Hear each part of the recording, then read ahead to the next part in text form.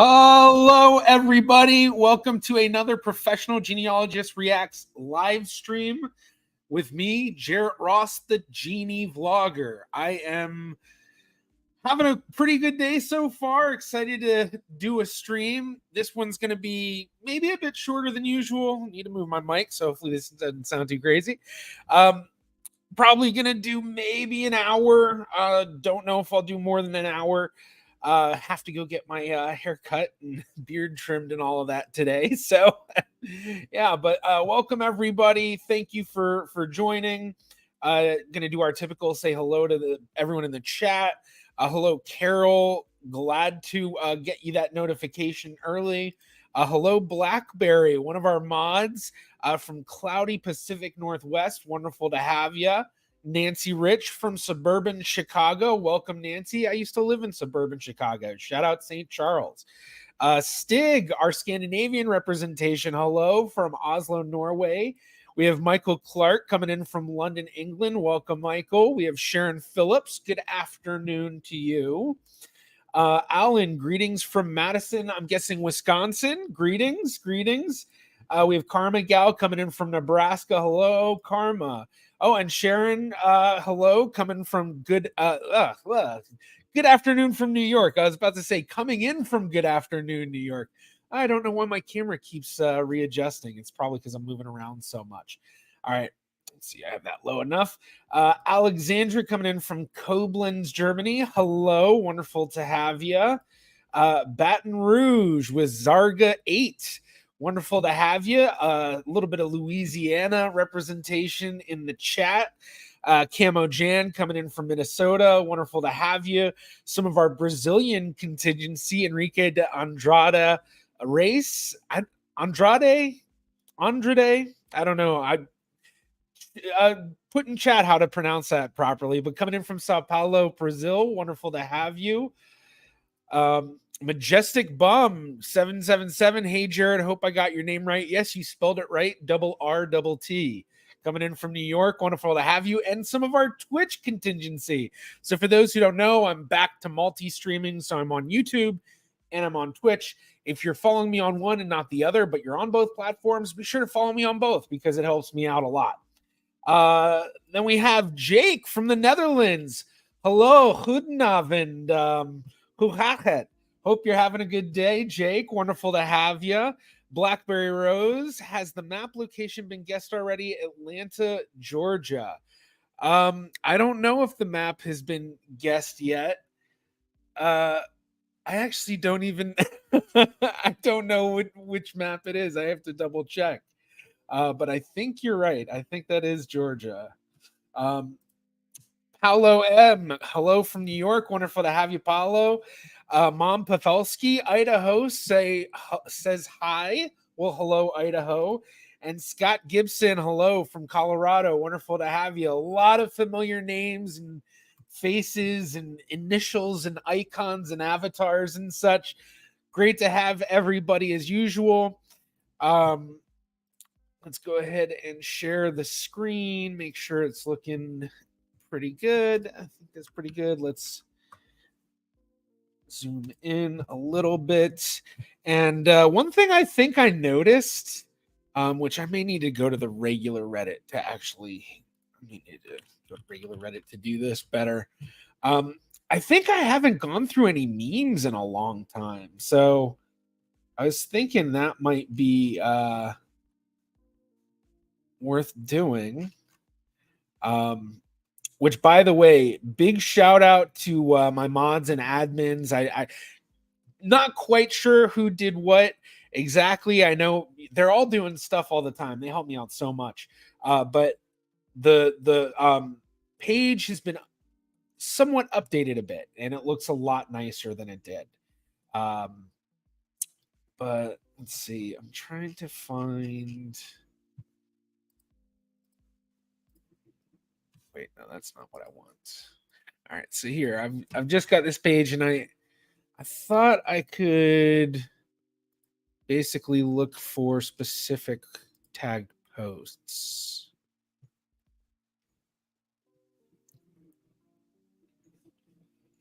I could be wrong.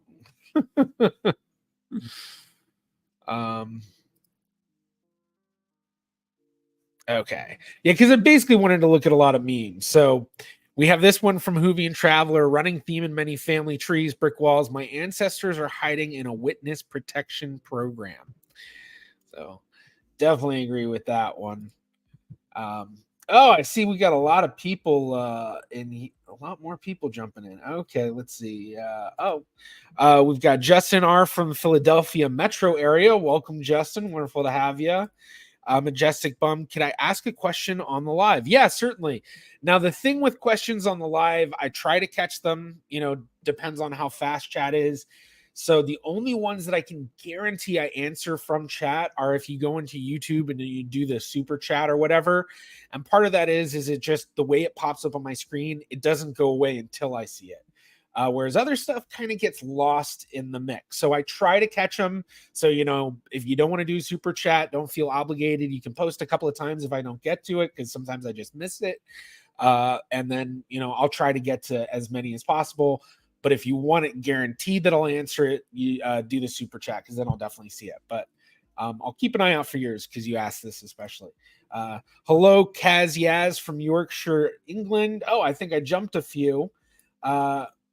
Udo Weber, hello from Ulaanbaatar, sleepless at 3 a.m. Well, welcome. Thank you for joining. Bursky TV, hello. Thank you for joining. Kaz Yaz from Yorkshire. Bursky, it's 5 a.m. in Australia right now. Love your videos. I've learned so much about genealogy from watching your videos. Well, thank you so much, Bursky. Really appreciate it. Glad that you're joining us 5 a.m. in Australia. I try to stream at different times. It's usually a little bit around this time or later, which is not usually best for my Australia, New Zealand, and Oceanian contingency, my audience. So, but glad my videos have been helpful. You can type Flair meme in the search bar and see only memes. Thank you very much, Blackberry. So...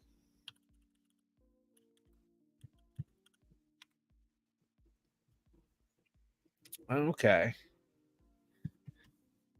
I think that gets me what I want. All right. How hard is it for a Latin American to find a Sephardic ancestor through genealogy? I don't know exactly. I think it's going to vary depending on where in Latin America you're coming from. Part of it being the records that are available, part of it being areas where there were known Jewish communities versus areas where there may have been what's known as B'nai Nusum or conversos, basically people who pretended to be Catholic but secretly still try to be kind of Jewish. I just realized I should do that. So I think that's really going to vary. If you're in Suriname or some place like that where there was a very strong community and there are a lot of records available, you may be able to find where that connects. But if you're coming from Brazil, that might be a little bit different, because even though there were Jewish communities in Brazil, the Recife community, which ended in 1654, I believe, that one was part of the Dutch colonies. And once the Dutch lost that part of Brazil, the Jews left. So, often with my understanding with a lot of Latin American ancestries, to try to find that Sephardic ancestor, it takes a lot of work. And there are some Sephardic researchers who unfortunately have taken the side of kind of not fully doing proper genealogy and kind of skipping generations and kind of just making connections that are a couple of hundred years apart. So it's kind of a difficult area to discuss sometimes, because there's some folks that'll be like, oh, you can figure it out, and if you do this DNA test and you have this surname, then you can find an ancestor in the 1600s, and that's probably the same family. And yeah, so but I think it'll vary. It'll depend on where you're at. And depending on the location you are, or not necessarily where you live now, but where your family ancestry comes from, and especially if you have a hint of where in that ancestry it comes from, like if maybe you have a specific great-grandparent where you're like, it's probably through this one, that's going to be very helpful in being able to know where where are you going to be able to look for records from that area? What records might be available that would show a Jewish connection, or even specifically a Sephardic community connection? Because I think there were Ashkenazi communities in Latin America. I just don't know how strong they were. I think in Venezuela, like I know there was a lot of Sephardic Jews in Venezuela. Part of why I know that is a lot of my cousins who came from the Jamaican branch of my family went from Jamaica to Curacao to Venezuela. And now there's cousins of mine who live in Venezuela who I'm in touch with, and we know through DNA testing that we are cousins, and we've proven it with the paper trail and all that. So it's doable, but it's going to depend on where that ancestry is. So hopefully that was helpful. Karma, I had my ancestors are hiding in a witness protection program printed on a tank top. That's pretty funny. Yeah, that's for some of us, that's for sure how it is. My great grandmother, so little information I have about her. Good night, Illyrian. Good night. Enrique, hey Jared, are you excited about the MyHeritage summer update about their admixture calculator? I am very excited. I'm looking forward to see what the results are going to be like. MyHeritage rolled out a lot of stuff, and will be rolling out a lot of stuff throughout the year, a lot of which they announced at Roots Tech. So if you are curious what they want, or not what they want, if you're curious what they've released, you can go to the Roots Tech website, and all you have to do is do a search for MyHeritage, and you'll get all sorts of stuff. There's a lot of stuff, but you can change the content. I suggest 2024 because you can look at everything for Roots Tech. So just as a so you can see not Jared Roost. So you can, like, all the talks that I've given that are were done over the years, you can go and check those out if they were recorded. Although not all these were recorded. These two you should be able to go and watch. These two you won't be able to. Those two weren't recorded. So, but yeah, you can go and check out all those updates there. But yeah, I'm really excited about all the updates. So yeah. Good evening, John from Ireland. Many people who went to Latin America were from the Canary Islands. Yeah, I mean, there was a very strong connection between migration and the Canary Islands, as well as Cabo Verde, Cape Verde, whichever you prefer to call it. And then, there's just a lot of varying connections, also depending on where people were living at that time. So like a lot of people that have Puerto Rican ancestry also have that connection to the Canary Islands and Cape Verde. Hello from Nebraska, Mandela Parr. Wonderful to have you. Not a surname, a username I recognize. And Nicole Ann, very excited to be sending off my whole genome sequencing kit off to Nebula Genomics today. That's awesome to hear. Whole genome sequencing is a very interesting thing to do. While it's not the strongest thing for genealogy at the moment, it's going to be one of those things that as more people do whole genome sequencing, the possibilities of genealogy connections that we can do beyond what we can do with regular autosomal SNP array tests, it's going to be interesting to see. Adam Scott from East Sussex in England. Wonderful to have you, Adam. All right, Majestic Bum. So I'm Dominican. A lot of my family trees lead to early colonial times where records are lost in the mid-1600s. I only ask because my family is Catholic, but in our homes, our religious beliefs are Jewish. We all show Sephardi heritage on 23andMe, so I was just curious. Now, 23andMe, I don't know if they have. Do they have Sephardic readings? I thought for 23andMe they just have European Jewish, but I know they just rolled out some recent updates, so maybe they do. But either way, I'm guessing Sephardic or just European Jewish, either way, one of the two. So I was just curious. I do have a line that came from southern Spain to Canary Islands and to the Dominican Republic in the mid-1600s, trying to confirm it. Now, the thing is that anybody with Iberian ancestry likely is going to get readings of Jewish, varying depending on what type of not website, but depending on which test you took. So if you took MyHeritage, they have a lot of categories of Jewish. They have Sephardi, Mizrahi, Ethiopian Jewish, and I think they have even a few others. So you're probably going to get the Ashkenazi Jewish readings and maybe the Sephardic readings for MyHeritage. But like Ancestry, you're going to get European Jewish readings. Your the 23andMe, whatever their Jewish readings are, you're going to get that. Family Tree DNA, they have both Ashkenazi and Sephardi and maybe Mizrahi, so you're probably going to get some of that as well. And that's for anybody with Iberian ancestry, and that's just because of the history of Jews in Iberia, because it was well before the Inquisition happened, or even specifically, I should say, the Alhambra Decree happened in 1492, that Inquisitions, in a sense, were happening throughout the Iberian Peninsula as the Reconquista, the reconquering of the Iberian Peninsula against the Moors by the Catholics, was happening. And so when that's happening, basically a lot of Jews in these varying areas are being forced to convert, and there are varying things that are happening. And this is where the Eastern Sephardic wave starts to happen. And this is the Eastern Sephardic wave being the Jews leaving Iberian Peninsula and then going to mostly areas of the Ottoman Empire and settling there. And I know 1391 was a huge year for that. So, basically you're looking at a couple of hundred, at least hundreds of years of Jews being forced to convert to Catholicism in a sense. Not always necessarily being forced to convert, because sometimes they had the option of just leaving. They didn't have to escape. That, like with the Alhambra Decree, it gave them 4 months to leave. So they had 4 months to leave, and if they didn't leave in that 4 months, they had to convert or die.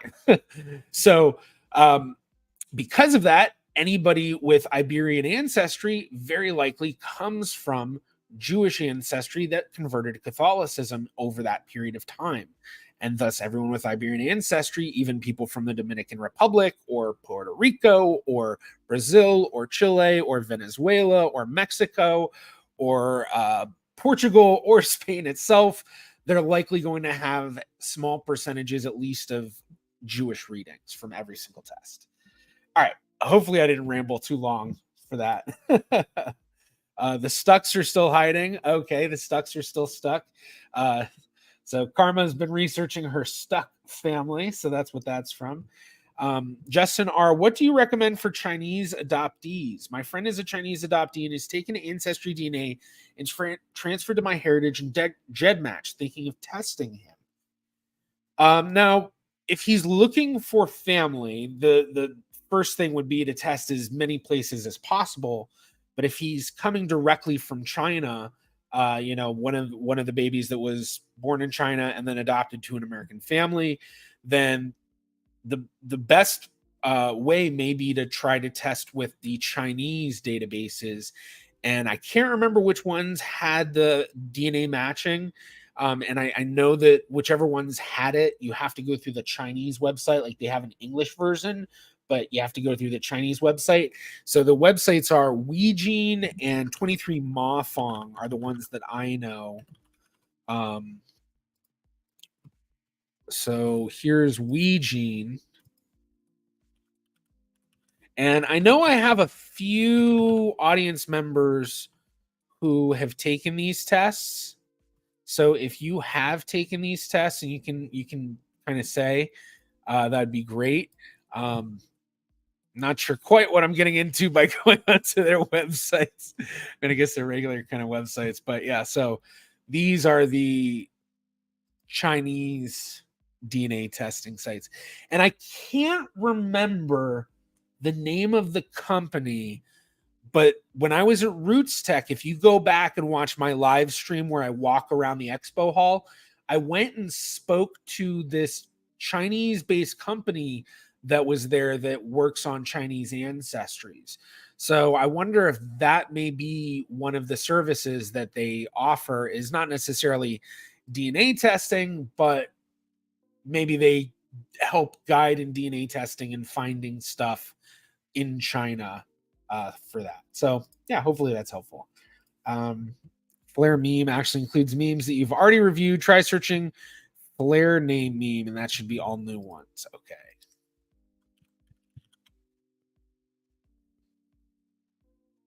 Maybe. I don't know. We'll see. Not a big deal. Sajuka, greetings from Ukraine. Glad to be with you again between power outages. Wonderful to have you, Sajuka. Hope everything's well in Ukraine. I know things are probably very difficult for you and you've been going through a lot, but glad to have you in the stream. Always good to see you.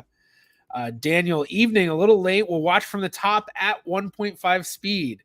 All right. Hopefully you'll catch up soon enough, Daniel. Paula, what do you Paulo, excuse me, not Paula. Paulo, what do you think of the website My True Ancestry? Now, with My True Ancestry, unless they've updated, and I haven't really realized to include DNA matching, it's not a site I've ever used because I really only focus on sites that have genealogical usefulness to me. And so sites like My True Ancestry, they're pretty interesting. Like I think that one allows you to compare to like ancient DNA samples and things like that. But that's just something that really doesn't intrigue me enough to want to try it out or pay for it or anything. I'd rather focus my energy in the genealogy stuff that I feel will actually get me further. So it's not one I recommend if you're focusing on genealogy.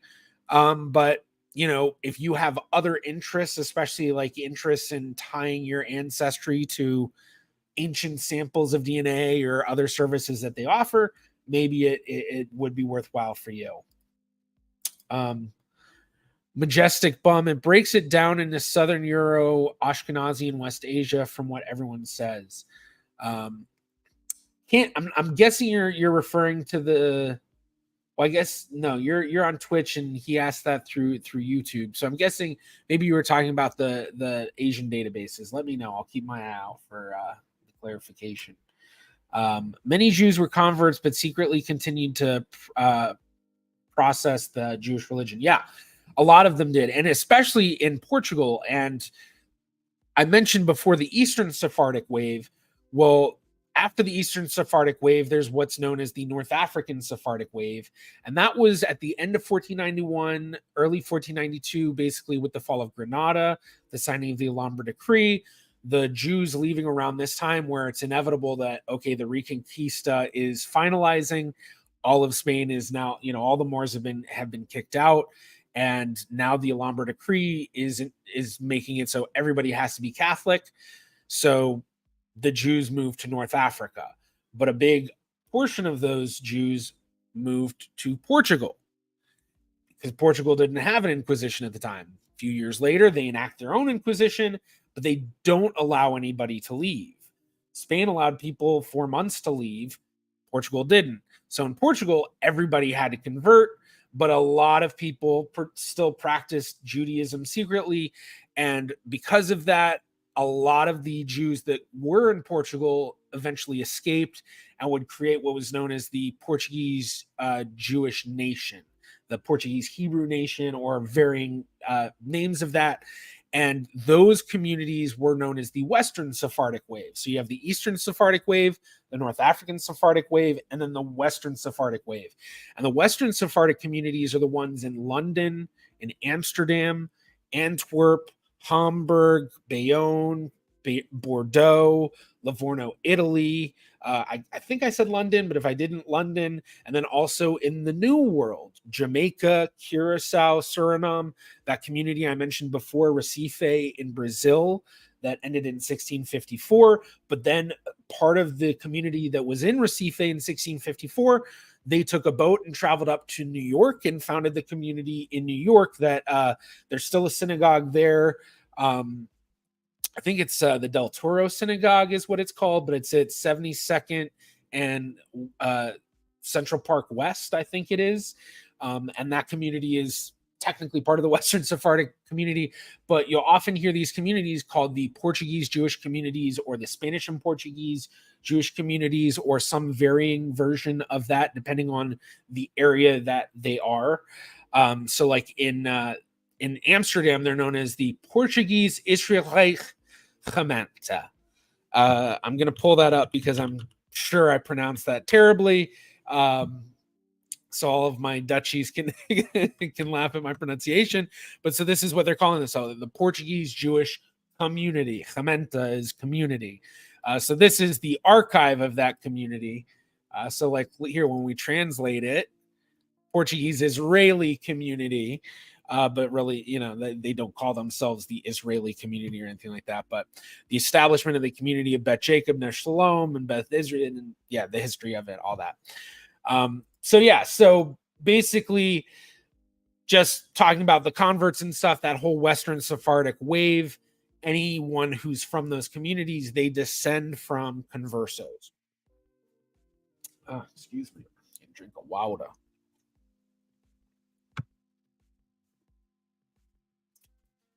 I've been trying to fix family search info on the 1950 census lately. Worst mistake of my life. I think Family Search did their 1950 census indexing using AI, like a Transcribus type of program. They might have used Transcribus itself, but I do know that there are a lot of errors with that, unfortunately. In addition to the update to the ethnicity definition, do you know if MyHeritage is going to bring back the display of our matches ethnicity? I don't know. I thought they brought that back, but maybe they didn't. I know. I mean, they took away a lot of stuff for a minute there, but maybe they brought it back. Jamie is beautiful. Hello from Alaska. Hello. Wonderful to have you. You're welcome, Paulo. Nick Goedenavond vanuit Groningen. Wonderful to have you, Nick. Goedenavond. Hoe gaat het?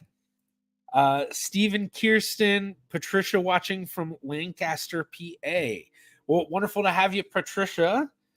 Luam Souza, hello from Brazil. Do you think that there will be a website that allows testing anonymously or self-analysis pregnancy tests? Like, is that even possible for the leak-afraid freaks like me?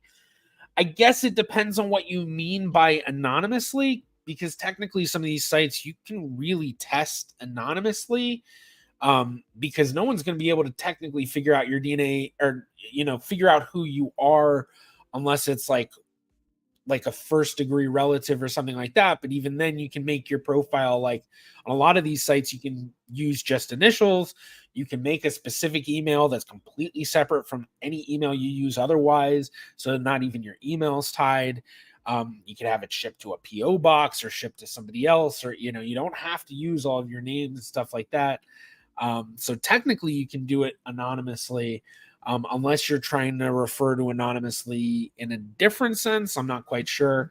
But I think right now, and I could be wrong, the easiest test to get in Brazil is MyHeritage, which I believe MyHeritage does allow you to stay fairly anonymous with their system, because they don't share emails. They only have an in-website messaging system. So if you go to MyHeritage, the best people can do is message you through their system, and I don't even think it'll show if you've read it. I could be wrong on that.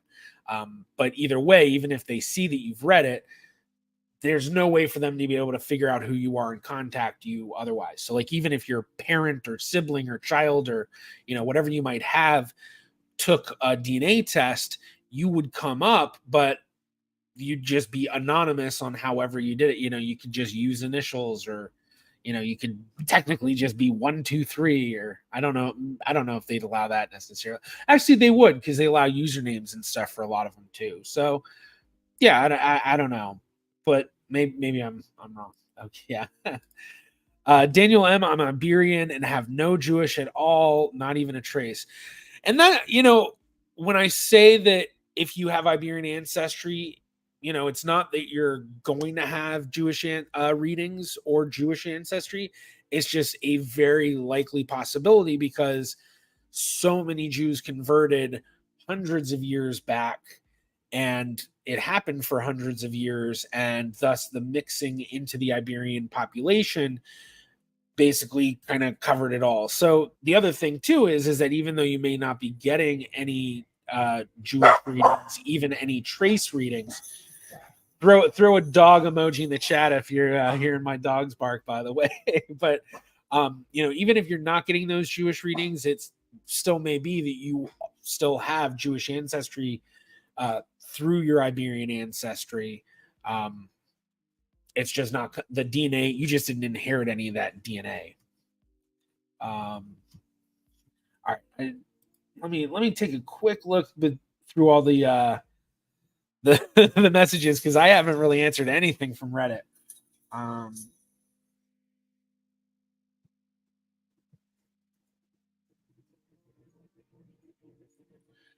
Oh, I do. Okay. Mark Wright, The Only Way is Essex and Strictly Come Dancing celeb was on Who Do You Think You Are? His Mendoza Jewish family are from Andalusia in Spain.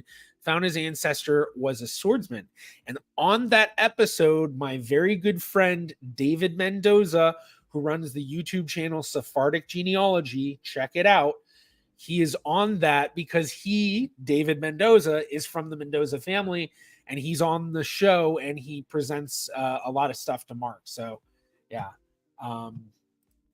Part of my grandmother's family moved from France to London, England for a few years, then moved to Ireland for a few years, then Canada, then to the US. LOL, it's confusing. Yeah, when a family singular moves a lot within a couple of decades, it makes it really difficult.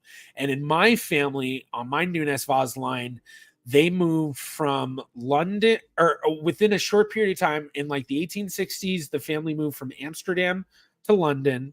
Then in the 1890s, the family moved from London to Michigan, back to London, and then to Boston. And so it's like they're jumping back and forth. Now, mine's a little bit easier than yours, going from different country to different country to different country. The indexing on family search use people, but basically every page has families that go across to the next page, and trying to connect the two deletes the family instead. Oh, that's a big issue. I thought they did both. I thought they had the AI project, and then they had people like manually going through and trying to correct it, but it was a matter of like you had to go through and correct it. It wasn't people going through and indexing it themselves, which I believe was the case with the 1940 census, because I actually did the 1940 census. They had it where I had to download this software onto my computer, and then I'd pull up the software and then pull up the website or something, and then it would put documents in the software where it would have the document, and then it would have a generic form to fill out to put in what each little thing was. I'm probably very similar now. But yeah, maybe I'm wrong. Maybe they didn't use AI and I'm thinking of a different website, but I know at least a few did. Also, a lot of random edits will just delete the record too. That's a shame. Oh, that's cool. Don't know that. So anyone in Latin America that scores Jewish descents from conversos that assimilated into the Christian faith during the forced conversions throughout Spain. Now, the thing is even though there were a large majority of Jews who became Catholic, it was basically through this Inquisition, or the not the Inquisition itself necessarily, but the Alhambra decree, and through the forcing, in a sense. A lot of people don't like to use the word forced for Spain because technically there was an option to leave, but yeah, technically it was forced. But yeah, so it's most likely that, but not all Jews converted to Catholicism through force. There were a lot of people who converted over time on their own fruition. In fact, we know about Jews who would go to other areas and be Jewish and then go back to Iberia and then go back to being Catholic.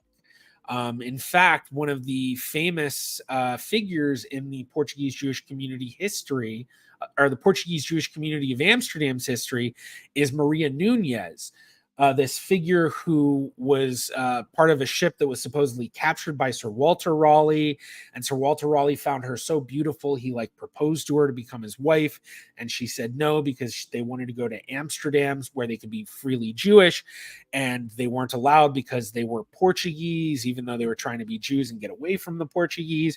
So she's taken then to Queen Elizabeth, who is so enamored by her beauty and her strength of mind and character that she takes her around on this carriage ride around London and finds her so intriguing that she allows her and her family to go on to Amsterdam and then found the community. And while Maria Nunez was a true person, this whole story I just talked about may not have been completely true. May not.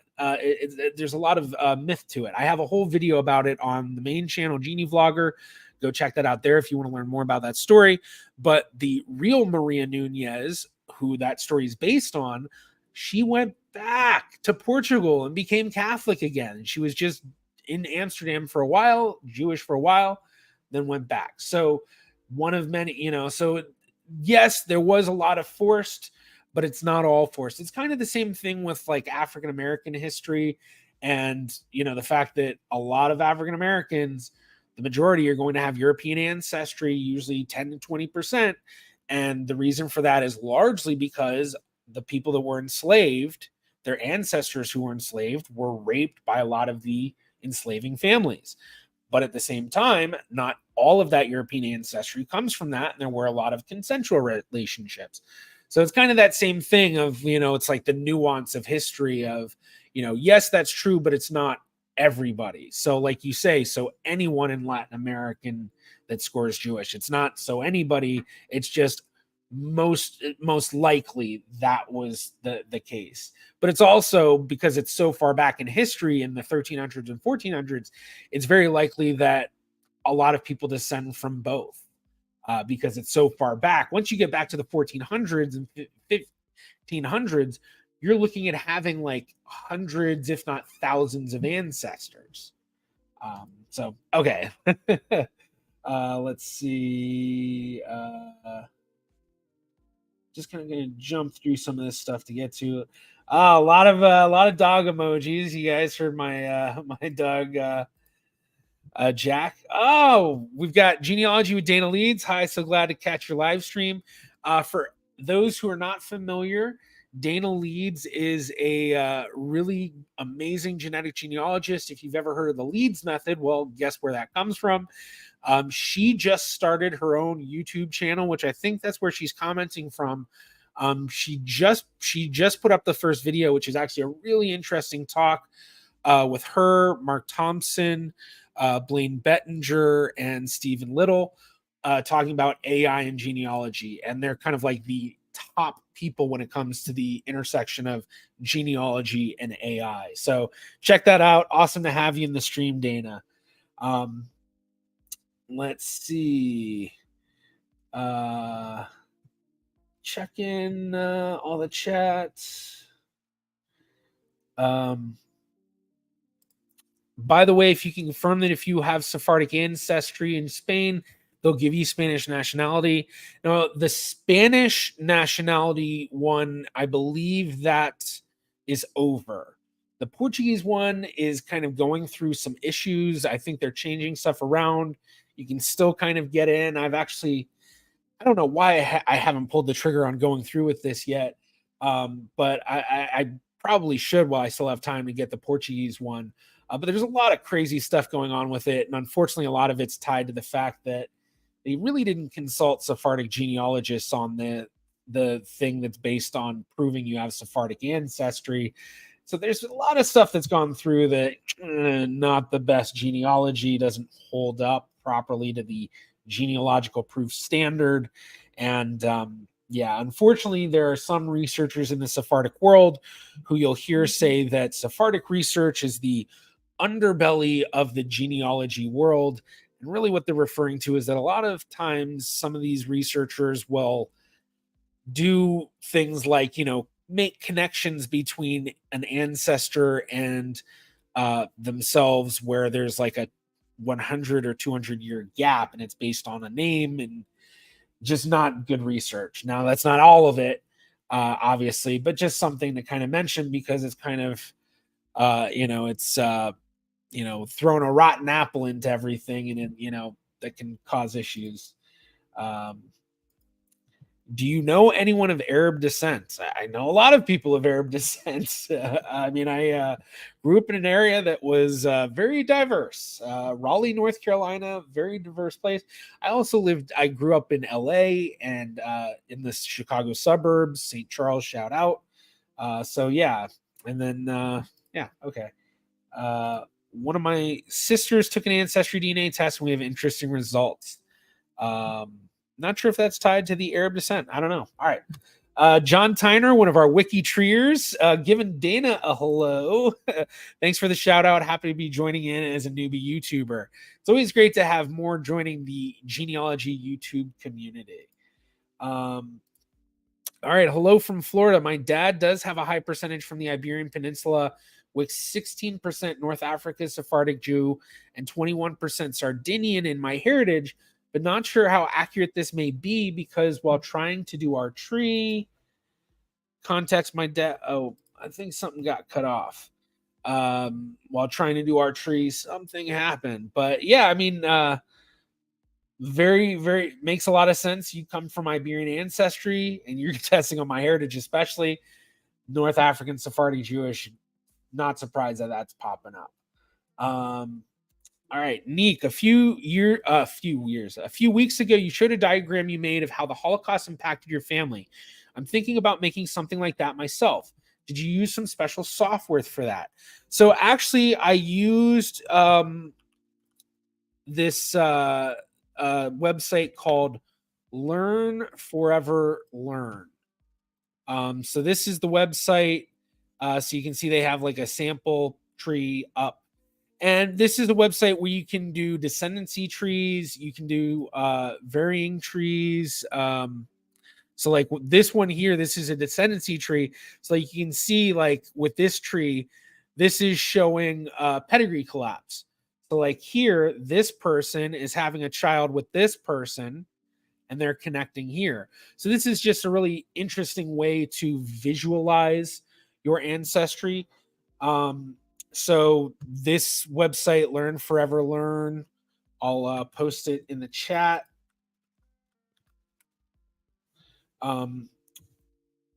Yeah, very interesting website. Jarrett just dramatically slowed down. Guess I'm live now. All right. I guess now we know how long it took you to get caught up. Makes sense because I think you said you were doing 1.5 speed at like what 20 minutes or something. All right, we have Eric coming in from Kansas City, Missouri. Wonderful to have you as usual, Eric. All right, let's see. My heritage, I'm 20% Iberian, 10% Sephardic Jewish, 1% Japanese, and 69 sub-Saharan African. I discovered that my great-grandma married a Sephardic Jew in Miami in 1944. Very interesting. That's pretty cool. Do you know what Sephardic Jewish community they come from pre-Miami? Very interesting to find out. Anna Herrera, how accurate are the Basque percentages in Ancestry? Well, let's pull up the Ancestry white paper and find out. So what we'll do is we'll pull up the Ancestry white paper, and with the white paper, we'll be able to see what their precision and recall is. And that precision and recall is going to give us a good idea. That's going to give us a good idea of what we're looking at. So you wanted Basque. So here we go. Basque. And look at that precision 0.38. That is not good. Here, let's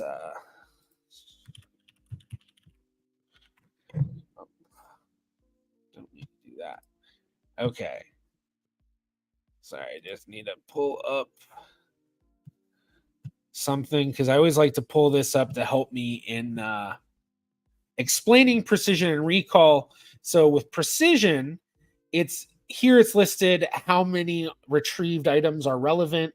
So basically what we're looking at, how many true positives are there out of total positives? So basically out of everyone they're saying is Basque, how many truly have Basque ancestry?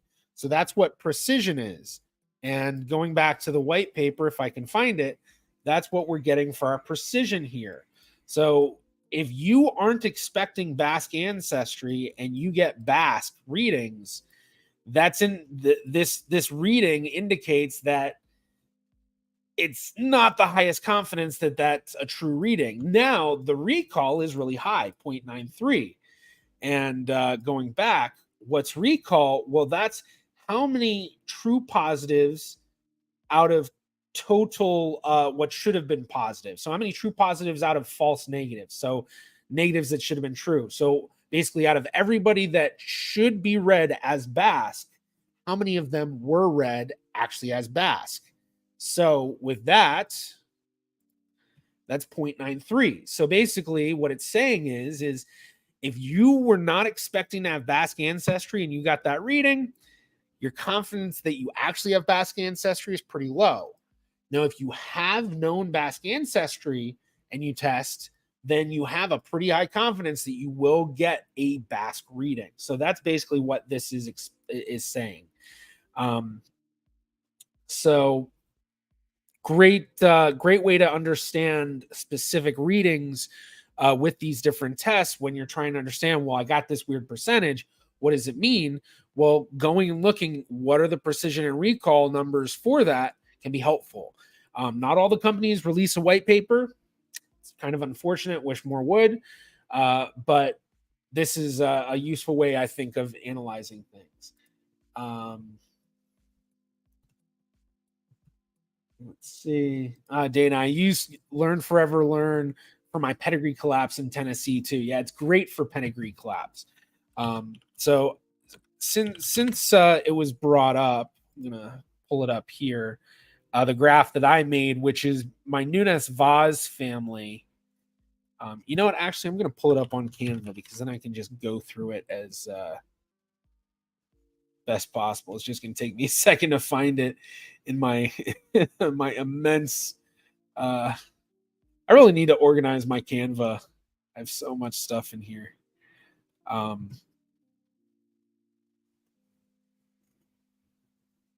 So, and I've actually done it for multiple families. So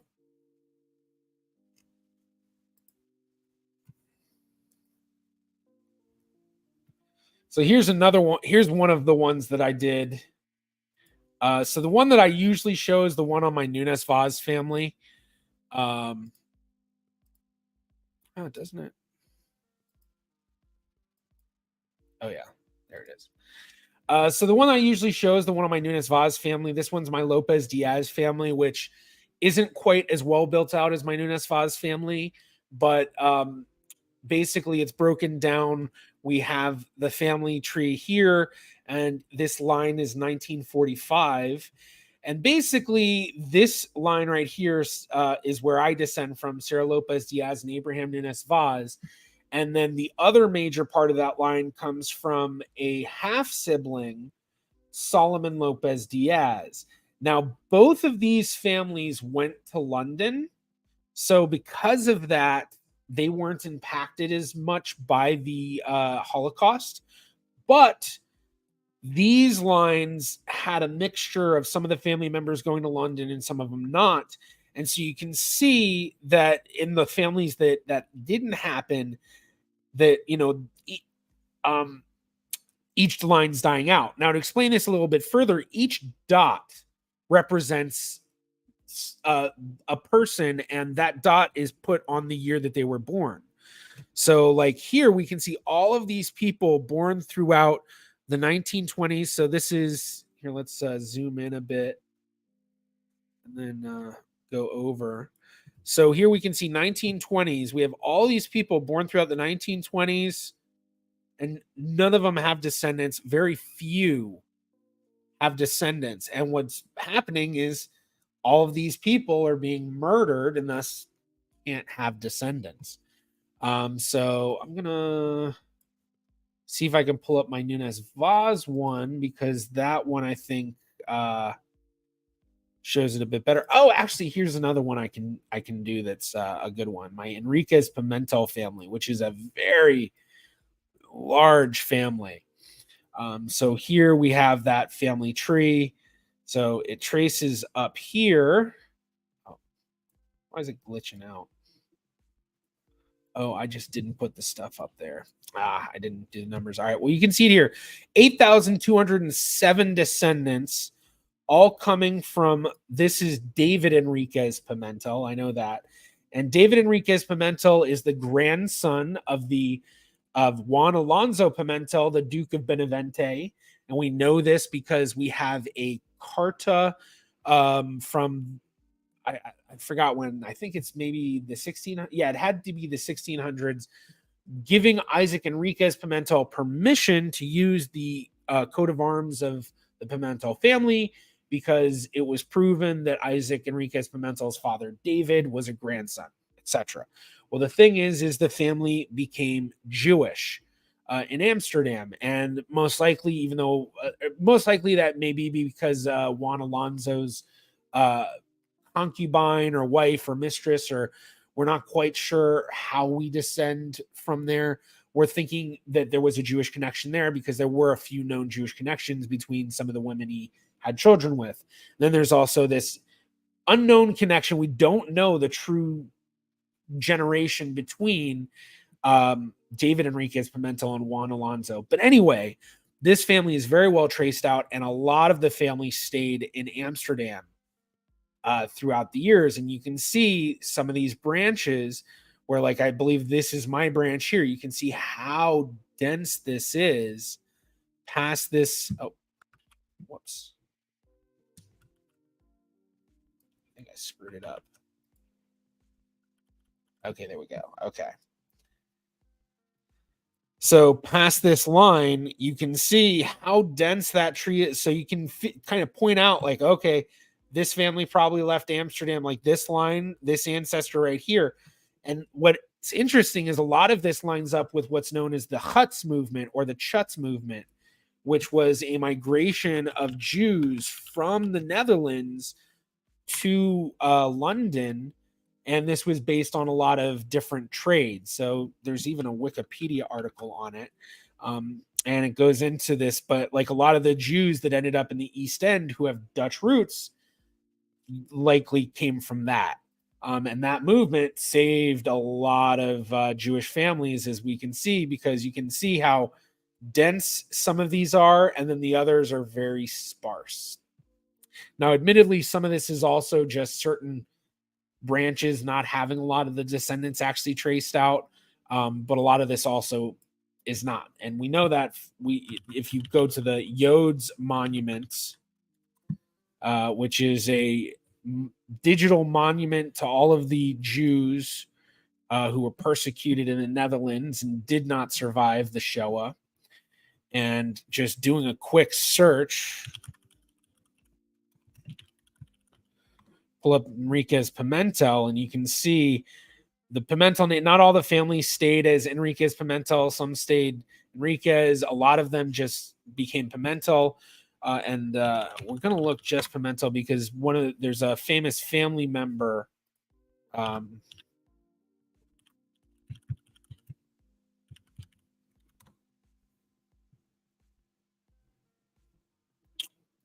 Oh, she has a Wikipedia article.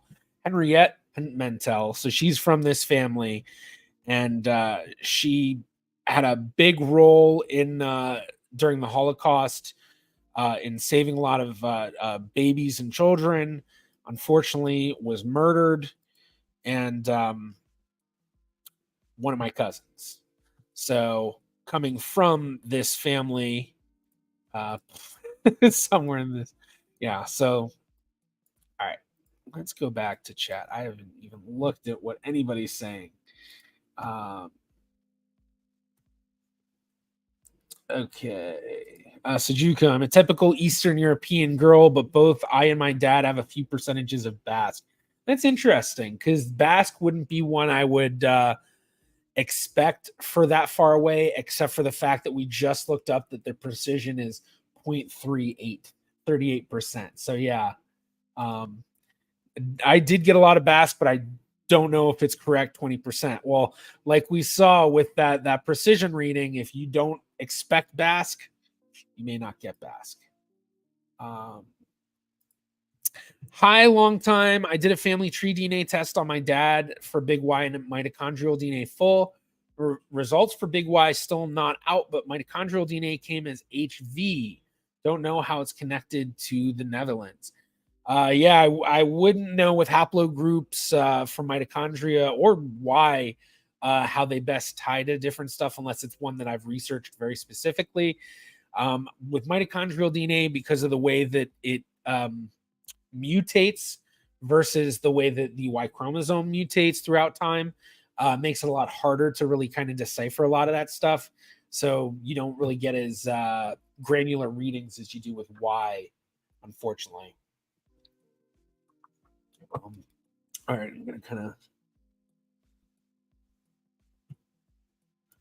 Yeah, what an incredible and sad visual. Yeah, I want to find my Nunes Vaz family one, because that one really is it shows it so well, partially because that's a family tree that I've researched so extensively that actually, you know what? I might give a very small preview of something I've got coming up on a video I've been working on for a while that is related to this stuff, but I don't know. Either way, so here's the Nunes Vaz family. So you can see I've done a lot more work on this and how it's broken down in each branch. So close this out. So with this one, 4,600 members, 1,810 living members at the time of this, October 3rd. I already can tell you that I think we're up to like 4,700 members in the tree, and it's like up to like 1820, 1830 living. And that's what I'll relate in a second. But with this tree, I have it broken down by the different branches. So it first breaks down into two main branches. There's the descendants of Jacob Nunes Vaz, born 1759 to 1813, and his wife Simcha Senior Cornell, 1766 to 1847. And the other side being over here, the descendants of Jacob's brother. And I know it's kind of hard to read, but it makes sense when you look at it. So descendants of his brother, Abraham Nunes Vaz, who married Yael Senior Cornell, who was the sister of Simcha Senior Cornell. So this is the main Dutch Nunes Vaz family tree. So it breaks down into those two. And then from those two, it breaks down further. So with Jacob, these are his children. So there's Aaron, Isaac, Benvenida, Rena, Abraham, where I descend, Mordecai, and Moses.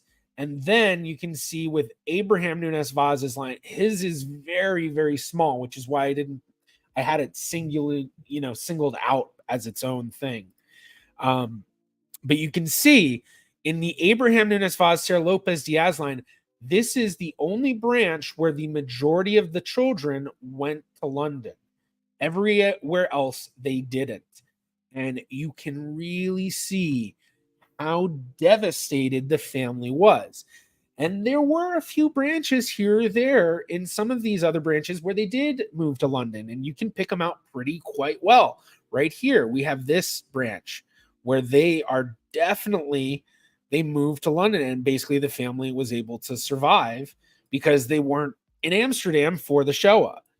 And then going across each one, we can just see how devastated things really were. Now, I descend from this branch, but you can see that there's a lot of pedigree collapse. So every time you see one of those swoops over, that's pedigree collapse. So that's a Nunes Vaz cousin having children with another Nunes Vaz cousin. Now, in my own branch, the Abraham Nunes Vaz branch, there was one sibling. I think maybe it was a couple of cousins, but there were a few who did not leave. And that is this branch right here. And you can see very few survived. And part of that branch is one of the most famous cousins out of this family. And that's my cousin, Jaap Nunes Vaz. And if you are in the Netherlands and you've heard of Het Parool, well, he was one of the founders of Het Parool, and the first meeting was in his room. So very, very a cousin that we're very proud of, and actually there's a street named after him in the Netherlands. But going back to that graph, he's I think he's one of these blue dots over here. That's where he is. So yeah, that plays up very well to all that. Now, what I wanted to show that I think would be very interesting, that's a preview to some videos I have coming up. And what those videos are my videos about my trip to Europe.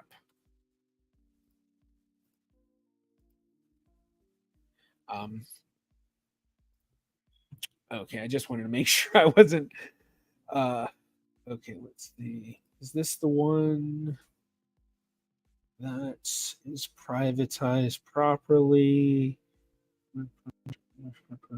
Okay. Now this, so basically when I went to Europe recently, I went to London and Amsterdam, and I met a bunch of my cousins. And so what I did was I've made this tree, which I'll show in this upcoming video, but it's just really cool to show anyway, showing how I'm connected to every single cousin I met on this trip. And so this is that tree. And so you can see, I'm going to kind of jump back and forth. So we have Jacob Nunes Faz and Simcha Senior Cornell. So everyone I met is descended from that branch. So we have Isaac, my branch, Abraham, Mordecai, and Moses. And then when you go back, we have those represented: Isaac here, Abraham, Mordecai, and Moses. And yeah, it just really goes to show, just the expanse of the family and all of that. So this is this is the stuff that I'm most passionate about. So that was a special little preview for everybody on all of that stuff. I have not done anything in Reddit today. I mean, honestly, I don't know if everyone kind of would prefer me to do stuff like this than always doing the Reddit questions. I can just fill in when it's dead with Reddit. All right. So I found out through Ancestry DNA results my sister got on Earth Day that we're 43% Mesoamerican and Andean 26.6%, Italian 14.4%, Irish, Scottish, Welsh 10.3%, North African and Nigerian 0.9%. Very interesting. I think that's not super surprising for, I guess, Latin American results, because I think you'd asked one of the Latin American questions earlier. I think the most surprising would possibly be like the Italian and Irish, Scottish, and Welsh. But at the same time, it's not like crazy surprising. Especially, I think, I hope I'm not mixing you up with somebody else who asked a question earlier. Were you the one that had asked the question and you were from Dominican Republic? I may be wrong. Are these all people you're related to? Yes, all those trees that I just showed, I'm related to all of those people. Those are all my cousins, proven both through DNA and the paper trail. Henrietta Enriquez Pimentel saved the lives of hundreds of Jewish children in Amsterdam in World War II. A few weeks ago, there was a TV series in the Netherlands about the Jewish Council and also about that Jewish daycare in Amsterdam. Yeah, it's an amazing history, what happened in Amsterdam.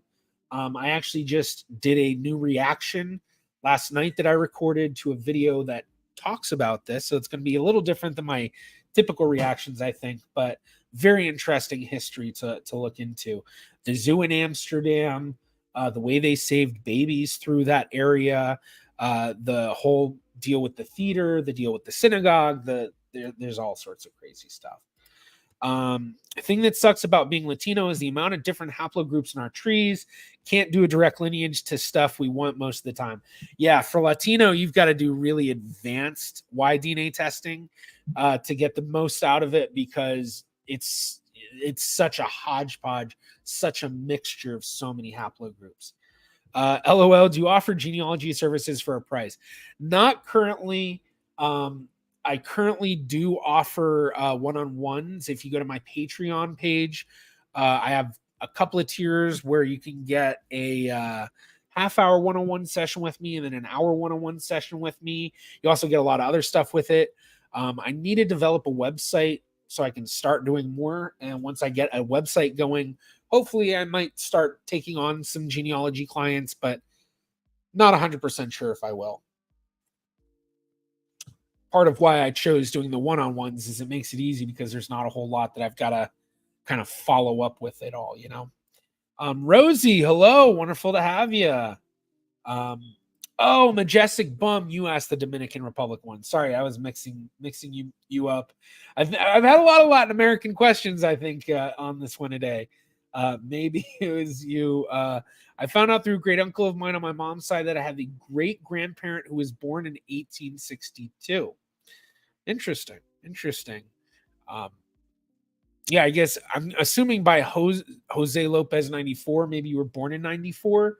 Which if your great grandparent was born in 1862, that's actually quite a large gap typically for a great grandparent, but not unusual because I have a very similar one. I was born in 1987, and my great grandfather was one of my great grandfathers was born in 1867, or maybe it was 1866. I can't remember. I went and proved it not too long ago.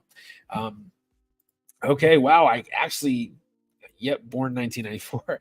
I actually hit the bottom of chat. It's just, yeah, all right. Let's actually get to some of this stuff. Let's see. When you've got a tree riddled with mistakes, casually making family tree, accepts unmatched smart matches, damn genealogy. Yeah, I feel like a lot of people kind of do that where they I don't know. All right, let's see. Flare.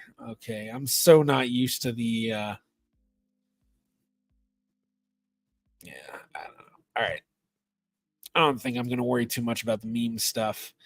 I've been going, what time is it? Oh, I've been already going for over an hour. All right, yeah, I'll keep going. Maybe I'll answer one question through here. Or actually, I don't know. I feel like I've been on a pretty good roll with questions through chat. So if anyone has a question, throw it in through chat. I'm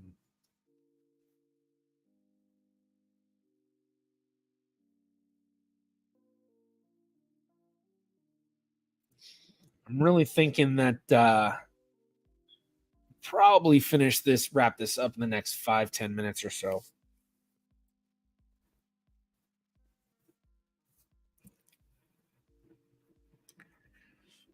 Chat's gone quiet. Oh, well, maybe I will answer one of these then. Actually, I think some of these are pretty quick. Yeah, my updated 23andMe results with a genetic group added. What do you think? So this is the newest, 97.6% European, 1.8% Western Asian, North African, and they're Southern European, mostly Italian. Makes a lot of sense then to get Western Asian and North African because of the strong ties. I mean, just look at Italy's here. This is all water here. You can kind of travel by boat very easily all over here. So, 1.8%, that makes sense. Now let's see what communities we're getting. We do see Northern Trapani, which I guess that's Sicily, which makes even more sense with that North African connection. Gives a little information on that. And then, 0.3% Senegambian and Ghanaian. All right. And then the 90% conservative reading. Okay. Yeah, it's not, there's nothing to really look for. Yeah, just basically they're like, yeah, we can definitely tell all of your European, which goes to show too. Oh, whoops. Did not mean to do that. I think it goes to show too that, you go from that 50% speculative, which is what they're basing this off of, to 90%, and it wipes out that trace result of this trace result of 1.8% Western Asian, North African. And it's, it makes sense that there would be a genetic connection that could be coming from Sicily or Italy or something like that. And they just assigned it to North Africa because the studies and all of that, they've just decided or whatever, okay, this seems to tie more to North Africa. And so, basically this person may have North African ancestry, but it might just also kind of be they really have mostly largely Italian ancestry, and the North Africans just a kind of error with things. All right. Reviewed. Is it worth upgrading the chip they used in the 23andMe test? I tested on V4, but the latest is V5. V4 versus V5, I don't really think there's much of a difference genealogically. Now, if you're really into the whole, admixture percentages and all of that, maybe it's worthwhile for you, but personally, I don't think that stuff's worthwhile. Now, if it was like you were V2 or V3, that may be a different story. But I don't know. I'd have to check again too, because I don't think there's any limitation to any of the tools or features on 23andMe if you have V4 versus V5, because I think that's the case with some of the older chips. But I might be wrong on that. Okay. Alexandra, I can't find the parents of my second great grandmother. I have her whole fan club researched, and there are not common surnames. What would you suggest me to do? There's not death or birth record. Yeah, I mean, it gets really difficult with some of these ancestors. I'm kind of at this point with my great grandmother where it's like, I've tried everything I possibly could that and it's just trying to find every little possible way. So, with a second great grandmother, one thing that you can look into is if it's a line that you don't have mitochondrial DNA tested on yet. See if you can find a matrilineal descendant of your second great grandmother who would have the proper mitochondrial DNA, and maybe that will help out in some way. If you've done fan club research, which for those who don't know what fan stands for, that means friends, associates, and neighbors. Basically, the concept being that you may be focused on researching a specific person, in this case, her second great grandmother, but instead of just researching her specifically, it's also researching friends, associates, neighbors, and even more than that. Some people say FAN really stands for family, associates, neighbors, because it's, research the siblings, research the, well, in this case, you're trying to find the parents, but, research the children, research, anybody that you can really find. Like a one technique, which maybe you've tried this, maybe you haven't, is expand that fan research by looking up as many news articles as you can, which mention her or immediate family members. So in her case, if you don't know parents, and likely don't know siblings if you don't know parents, then, looking at, who are people that the children know, or just, that sort of stuff. And one other thing is you can also look at where they're buried. Sometimes the cemetery will have a specific section that is very specific ancestral connections, can vary depending on your location and depending on what your ancestry is. But, sometimes you can find like a very specifically, this was a Polish cemetery, or specifically this type of thing, or so that could be helpful. And then just trying to look in places that are not typical for genealogy research that may be related. So, you've done fan research, but where did she live? Can you do community research? Was it a big city, or was it a smaller town? That maybe, if it's a small town, you have a better chance of finding out about them by researching the town and the community. And by learning more about the town and community, you might be able to find resources that you wouldn't have thought of otherwise. Hopefully that was helpful. Oh yeah, okay. Yeah. Majestic Bum says that you should upgrade. It's worth it if you're Latino. So yeah, I'm not sure. I guess maybe if the newest results are behind the V5 chip, like if you have V4, you can't get the newest results. Maybe it is worth it if you really do want that. My family also mentions Black Dutch, but it's another very confusing name for people who are called that. Different possibilities. Yeah, and there were a lot of people in the Netherlands who had African ancestry, and a large part of that ties to a lot of the Dutch community, communities, the Dutch colonies where slavery was allowed. Suriname, I think, being one of the most notable. Jamaica was also, well, actually, I maybe not, don't consider Jamaica because I don't know if that was technically a Dutch colony.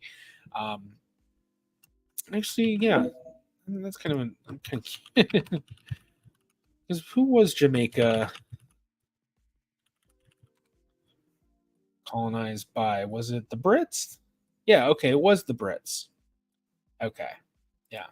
So, but yeah, so there were a lot of that, and that could be a possibility. But if it's Dutch, the Dutch have great records, and you might actually be able to find it in the records. My grandma's death certificate says Dutch, but she was from Missouri. I've never found actual Dutch. Huh. Interesting. Remember Muslim control of Sicily for a century or two. Yeah, I mean, all of that history ties into that connection between Sicily and North Africa. Jamaica was British, but as with a few of these places, depends on when and for how long. Yeah. It was a small town. I'm going to research that. Thank you very much. Yeah, that can be a really, really useful thing to start looking into, what newspapers are there, what magazines are there, what were some of the big events going on in town. What would a woman of her age possibly been doing in that town? And what were clubs or things that, if it's a small town, you might find that, oh, well, there was actually this, archive or historical group or whatever. Those can be extremely helpful. And then a lot of times, if there's a college or university near that small town where it's kind of like an area where it's kind of far away from a big city, so that university kind of is a big deal, the university archives can be great resources, really great resources. So, yeah. So, all right. Well, I think with all of that, I'm going to end the stream here. I know I think I answered one question through Reddit. Hey, whatever. I answered a lot, and I think I went over a lot of stuff that I don't know. Let me know if you enjoyed this stream a lot more than kind of going through a lot of the Reddit questions. But I kind of had a lot of fun on this, and I noticed the numbers were a little bit higher today than usual, which is pretty good. So, and we've had a pretty consistent watching crew on Twitch. Granted, it's mostly been Majestic Bum, but still. Good day. Brian, wonderful to have you. I don't know if you just jumped in, but just about to end the stream. But for those who don't know, check out Brian's channel. Lots of great stuff on Canadian Ancestry. And another great genealogist to mention again, Genealogy with Dana Leeds. That was great. I was learning. Awesome. I'm very glad you enjoyed that, Dana. Jose, enjoyed the stream. Wonderful to have you, Jose. You had a lot of questions. Hopefully I was helpful. So thank you, everybody. Hope you have a wonderful Friday. Hope you have a wonderful weekend. Not sure what I'm going to be doing next week on the main channel.